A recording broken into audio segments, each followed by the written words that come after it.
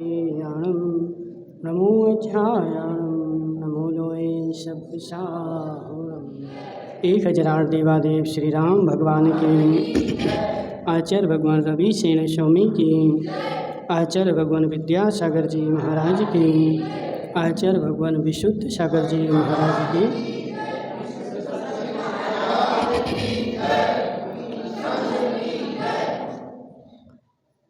यहाँ पर देखा था कि बाली जो है वह दशानन की आज्ञा से विमुख हो चुका है और दशानन की आज्ञा से विमुख होकर के वह अपना स्वतंत्र राज्य कर रहा था। रावण की आज्ञा मानने के लिए मना कर दिया और मना करके वह अपना स्वतंत्र राज्य चला रहा था। तो रावण उसके पास युद्ध करने के लिए चला गया और मंत्रियों ने उसको समझाया कि युद्ध में कोई सार नहीं है, इसलिए युद्ध का विचार छोड़ दो। तो उसने क्या किया कि मैं जिनेंद्र देव के अलावा किसी को नमस्कार तो कर नहीं सकता। तो इस कारण से उसने क्या किया, अपना राज्य छोड़ दिया। देखो कितने महान कृतित्व थे विमल भाई। अपना राज्य छोड़ करके और वन में जाकर के उसने दीक्षा धारण कर ली। मैं रावण को नमस्कार तो नहीं करूँगा, भले राज्य जाए तो चला जाए, लेकिन रावण को नमस्कार ना करके उसने अपने छोटे भाई सुग्रीव के लिए राजा बना दिया और वह जाकर के दीक्षा ले ली। ठीक है ना। तो वो इसने बोल दिया कि हे सुग्रीव, तुम्हें जो करना हो तो करो, या तो तुम रावण को नमस्कार करना तो नमस्कार करो, और यदि अपनी बहन की शादी रावण के साथ करनी है तो रावण के साथ करो।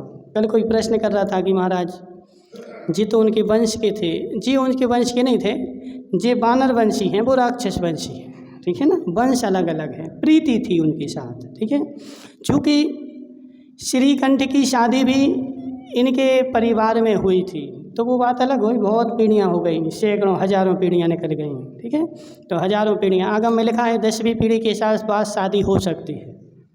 एक ही परिवार के व्यक्ति हैं और यदि 10 पीढ़ियाँ निकल गई तो 10 पीढ़ी के बाद कोई सूतक नहीं लगता है, 10 पीढ़ी के बाद अलग अलग अपने आप हो जाते हैं। ठीक है ना।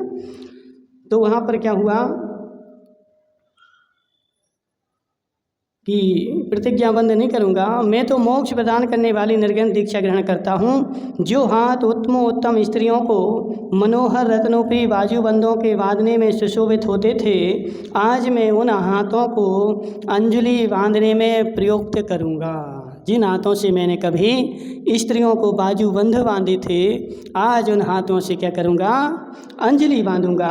और ऐसे करते हुए उसने घर से निकलकर गगन चंद्र मुनिराज के समीप जाकर के दिगंबरी दीक्षा धारण कर ली। कौन से मुनिराज के पास? पहले का समय ऐसा था कि वो नाम बदलते नहीं थे जी। नाम बदलने वाली परंपरा तो अभी 10-25-50 साल से शुरू हो गई।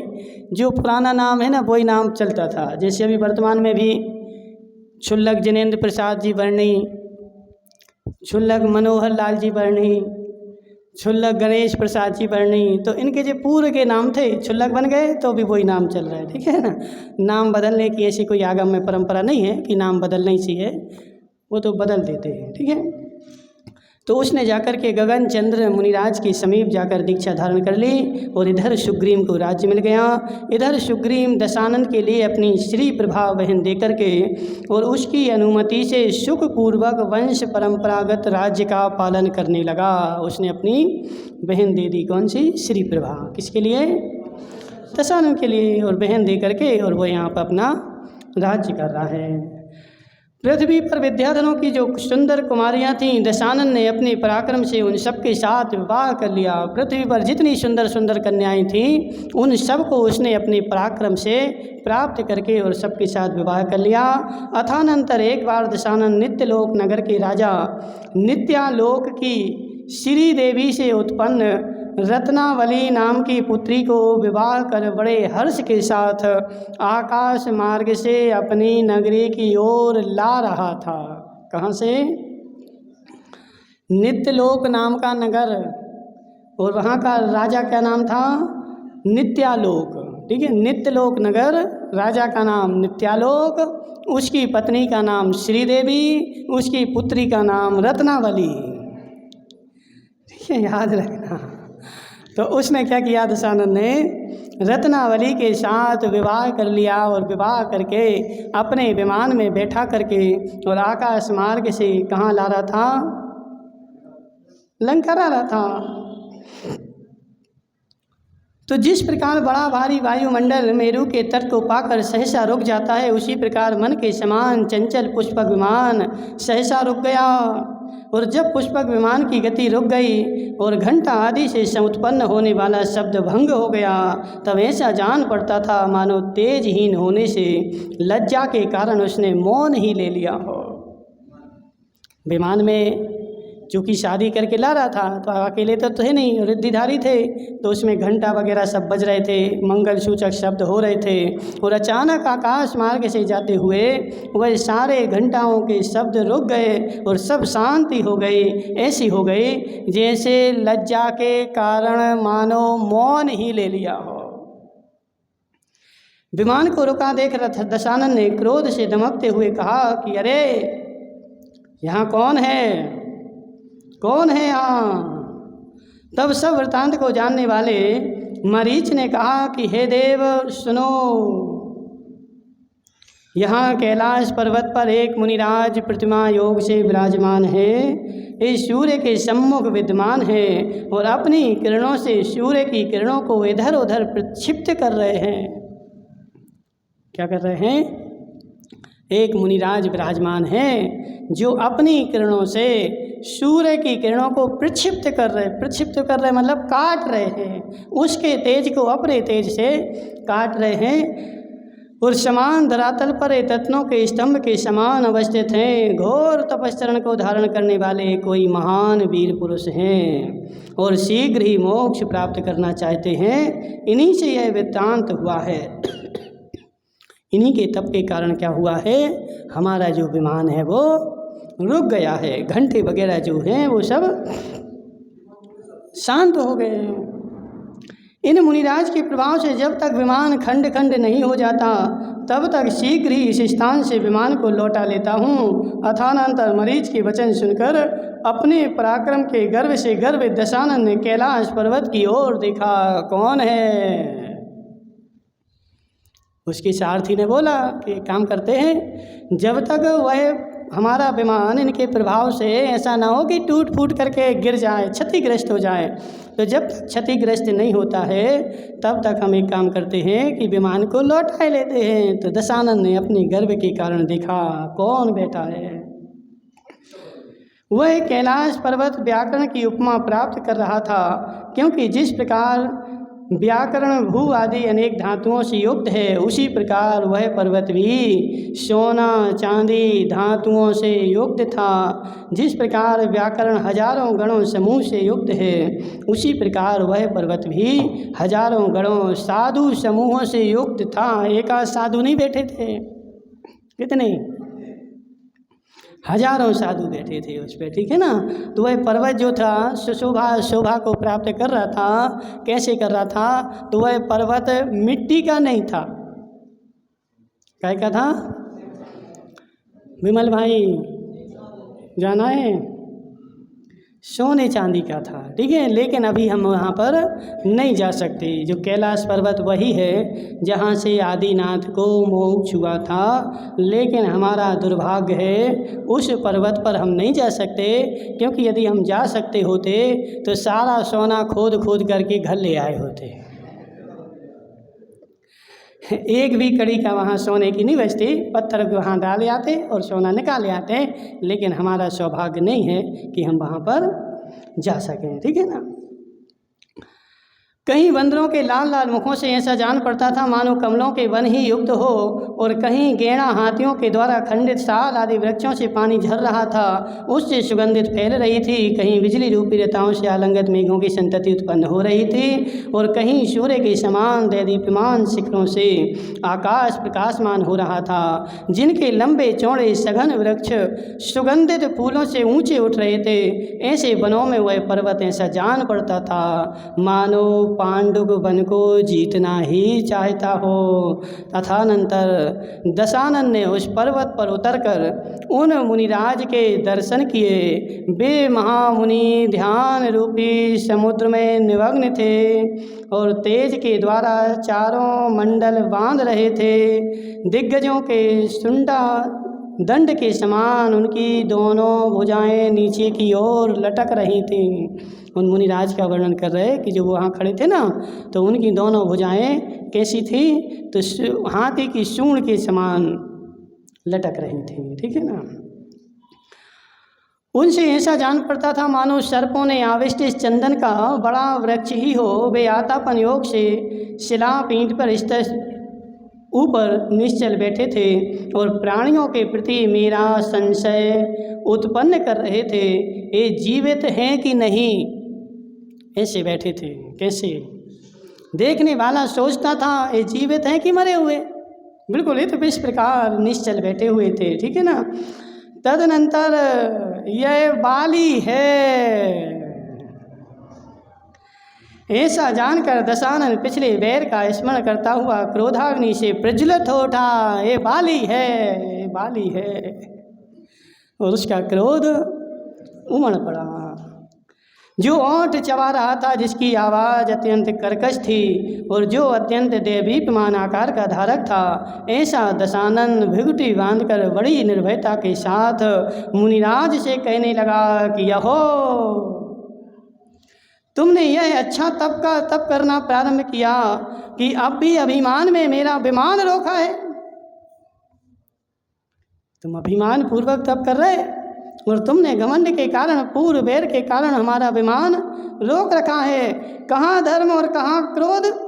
अरे दुर्बुद्धि, तू व्यर्थ ही श्रम कर रहा है और अमृत और विष को एक करना चाहता है। इसलिए मैं तेरे इस उद्धत अहंकार को आज ही नष्ट किए देता हूँ। अब उसको मुनिराज दिखना बंद हो गए और उसको शत्रु दिखना प्रारंभ हो गया कि यह पूर्व समय का वही बाली नाम का मेरा शत्रु है। तू जिस कैलाश पर्वत पर बैठा है उसे उखाड़ कर तेरे ही साथ अभी मैं समुद्र में फेंक देता हूँ। दशानन कंबलवान नहीं था। क्या बोल रहा है? अपन लोग बोलते ना, ऐसे बोलते कि नहीं बोलते? श्रेष्ठ सेठ क्या बोलते? तुम्हें पूरा जड़ मूल से नाश कर देंगे, मिटा डालेंगे। समझ रहे ना? भले हम मिट जाएं कोई चिंता नहीं, लेकिन तुम्हें नहीं छोड़ेंगे। ऐसे दशानन बोल रहा है कि अभी मैं जिस पर्वत पर तुम खड़े हुए हो उस पर्वत को मैं अभी जड़ मूल से निकाल करके और तुम्हारे समेत समुद्र में फेंक देता हूँ। अब दशानन ने इंद्र के समान भयंकर रूप बनाया और महाबाहु रूपी वन से सब और सघन अंधकार फैलाता हुआ वह पृथ्वी को भेद कर पाताल में प्रविष्ट हो गया। जा सकते तुम पाताल में? बोलो अरहन भाई, नीचे घुस जाओ नीचे। नहीं घुसोगे? दशानन शक्तिशाली था, वह कहाँ घुस गया? पृथ्वी को। पहले तो उसने बड़ा रूप बनाया, विशाल रूप बना करके और पृथ्वी को फाड़ करके पाताल में घुस गया, जहाँ पर उस कैलाश पर्वत की जड़ थी। नीचे जड़ से उखाड़ेंगे ना तब निकलेगा, तो वह पाताल में जाकर के प्रविष्ट हुआ और पाप करने में वह उद्यत था ही। तदनंतर क्रोध के कारण जिसके नेत्र अत्यंत लाल हो रहे थे और जिसका मुख क्रोध से मुखरित था, ऐसे प्रबल पराक्रम दशानन ने अपनी भुजाओं से कैलाश पर्वत को उठाना प्रारंभ किया। आखिर पृथ्वी को अत्यंत चंचल करता हुआ कैलाश पर्वत स्थान से चलित हो गया। आप बोलते कि 18,000 स्त्रियां थीं तो शक्ति भी तो थी। ठीक है। अब अर्पित भाई बोले हमें भी 18,000 करनी है। तो अर्पित भाई जी पिलर ही उठा के दिखा दो। ठीक है ना? इतना बड़ा कैलाश पर्वत कोई छोटा मोटा नहीं था। योजनों पर्यंत का कैलाश पर्वत उसने जड़ से हिलाना प्रारंभ कर दिया। कितनी शक्ति होगी उसकी भुजाओं में, तो ऐसे प्रारंभ किया। उस समय वह कैलाश विष कणों को छोड़ने वाला लंबे लंबे लटकते हुए सांपों को धारण कर रहा था और सिंहों की चपेट में जो मत्त हाथी आ फंसे थे वे छूट कर अलग अलग हो रहे थे। अब उस पर्वत जैसे हिलना प्रारंभ हुआ तो लोग जानवरों ने जाना कि भूकंप आ गया। तो ऐसे भूकंप आता तो अपन लोग क्या करते बताओ, घर छोड़ के भागने लगते। अब कौन जो होगा देखा जाएगा, अभी तो घर छोड़ के भगो। तो जैसे ही वो पर्वत हिला तो बड़े बड़े हाथियों के झुंड उस पर्वत से घबरा करके भागे। घबराए हुए हिरणों के समूह अपने कानों को ऊपर की ओर निश्चल खड़ा करके इधर उधर भटक रहे थे। फटी हुई पृथ्वी ने झरनों का समस्त जल पी लिया, इसलिए उसकी धाराएं टूट गईं, पृथ्वी फट गई। और जो बड़े बड़े झरने थे ना, वो सारे झरने कहाँ समा गए? पृथ्वी फटने के बाद उन झरनों की धारा टूट गई, सब पानी नीचे भर गया। बड़े बड़े वृक्षों का समूह टूटकर चारों ओर गिर रहा था, उससे बड़ा भारी शब्द उत्पन्न हो रहा था और शिलाओं के समूह चटककर चट-चट शब्द कर रहे थे, इससे वहाँ भयंकर शब्द हो रहा था। और बड़े बड़े पत्थर टूट टूट कर नीचे गिर रहे थे तथा उसमें उत्पन्न होने वाले शब्दों से समस्त लोक व्याप्त हो रहा था। और विदीर्ण पृथ्वी ने समुद्र का सब जल पी लिया, इसलिए वह सूख गया। समुद्र की ओर जाने वाली नदियाँ स्वच्छता से रहित होकर उल्टी बहने लगीं। समुद्र की ओर नदियाँ बह रही थीं, वह स्वच्छता से रहित होकर के कैसी बहने लगीं? उल्टी बहने लगीं। प्रथम लोग भयभीत होकर दिशाओं की ओर देखने लगे और बहुत भारी आश्चर्य से निमग्न हो, यह क्या है, यह क्या है, हाय हाय, हू आदि शब्द करने लगे। सब घबरा गए। ठीक है, तो अप्सराओं ने भयभीत होकर उत्तम उत्तम लताओं के उत्तम मंडप छोड़ दिए और पक्षियों ने समूह कलकल शब्द करते हुए आकाश में जा उड़े और पाताल से लगातार निकलने वाली दशानन की 10 मुखों की अट्टहास से दिशाओं के साथ साथ आकाश भी फट गया। 10 मुखों की अट्टहास, ठीक है ना। तो अपनी 10 मुखों से ज़ोर ज़ोर से हंस रहा था और ज़ोर ज़ोर से हंसते हंसते उस पर्वत को उठाने की कोशिश कर रहा था।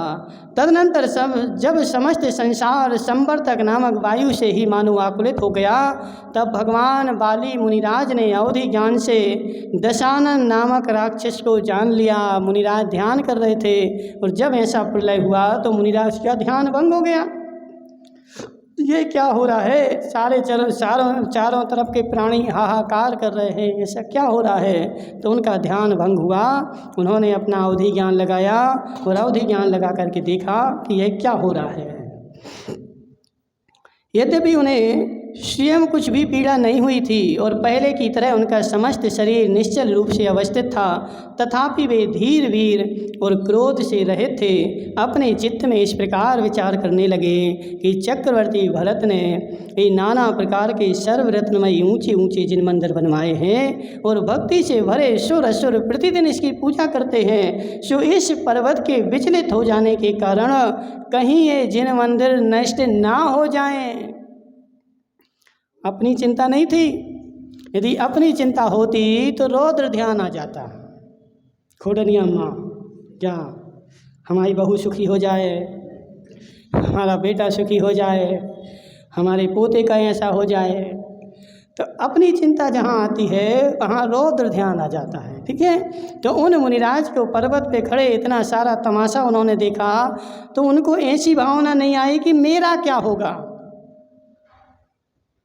भरत चक्रवर्ती के द्वारा बनाए गए इन जिन चैत्यालयों का क्या होगा, ऐसी उनके मन में विचार आया।